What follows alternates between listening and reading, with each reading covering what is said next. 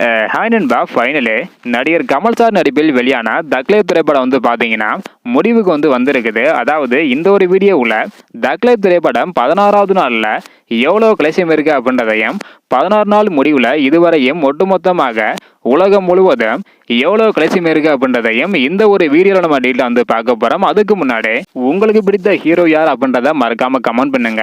Okay அன்பா, வாங்க நினைக்கிற வீடியோக்குள்ள போகலாம்.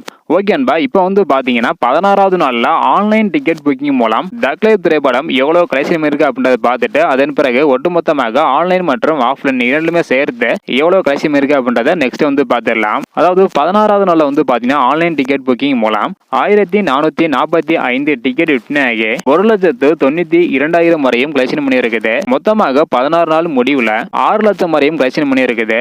இதன் மூலம் 16 நாள் முடிவுல உலகம் முழுவதும் வந்து பாத்தீங்கன்னா ஒட்டுமொத்தமாக 90 கோடிக்கு மேல வந்து பாத்தீங்கன்னா கலெக்ஷன் வந்து பண்ணியிருக்குது.